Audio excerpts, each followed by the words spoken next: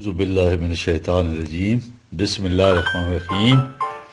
میں انجینئر اویس دورانی بات کر رہا ہوں جی۔ یہ قرآنی لیکچرز کے سلسلے میں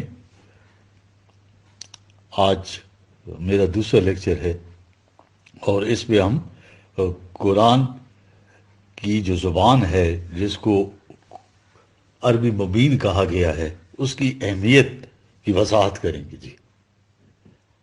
قرآن نے بار بار جو ذکر کیا ہے کہ اسے عربی مبین میں نازل کیا گیا ہے، تو اس کے کیا معنی ہے؟ ورنہ ایک کتاب جو عربی زبان میں ہے، بار بار یہ کہنا کہ اسے ہم نے عربی زبان میں نازل کیا، یہ کوئی معقول بات نہیں ہے۔ یا کسی انگریزی کی کتاب میں یہ لکھا جائے کہ یہ کتاب انگریزی زبان کی کتاب ہے، اب اس کی اس قدر تاکید کیوں کی گئی ہے؟ یہ عجیب چیز ہے۔ اللہ علیم و بصیر کو تو پتہ ہے کہ کیا کچھ آگے ہوگا اس کتاب کے ساتھ، ٹھیک ہے جی۔ اسی بنا پر یہ تاکیدات جو ہیں کی گئی ہیں اور اینٹی تھیسز دیے گئے ہیں، ٹھیک ہے جی، دعوی تضادات، ٹھیک ہے۔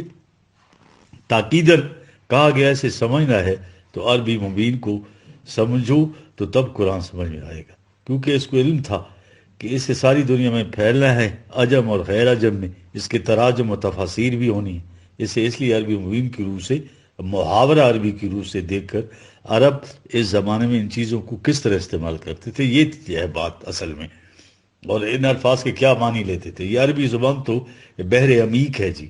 اونٹ کے لیے 5744 الفاظ ہیں جی، شمشیر کے لیے 1000، سانپ کے لیے 200، شیر کے لیے 500 وغیرہ وغیرہ جی۔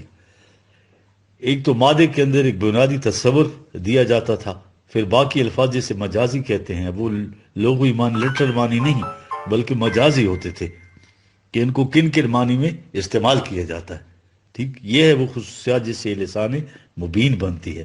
قرآن سمجھنے کے لیے ان کے جو مفردات یعنی الفاظ ہیں ان کو دیکھا جائے کہ اس کے بنیادی معنی کیا ہیں۔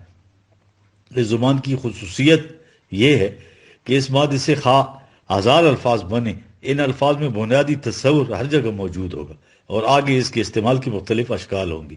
یہ استعمال کی جو اشکال ہیں جب سامنے آ جائیں گی تو پھر عربی ادب میں دیکھیں کہ ان الفاظ کو اپنے ہاں کس کس مفہوم میں استعمال کرتے تھے، پھر وہ مفاہیم جو ہیں سامنے رکھ کر قرآن کی طرف آئیے تو بات نکھر جائے گی کہ عرب ان الفاظ کو کن معنوں میں استعمال کرتے تھے۔ ہمارے ہاں سمجھنے کا جو قرآن کا طریقہ ہے وہ ذرا ملاحظہ کیجیے۔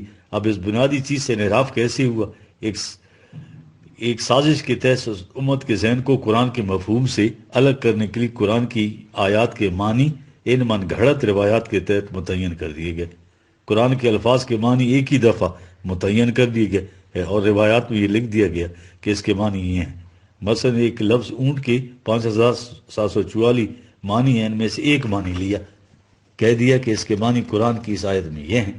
اب اس معنی سے الگ ہٹ نہیں سکتے، یہ روایات کی روح سے قرآن کے ان الفاظ کے معنی۔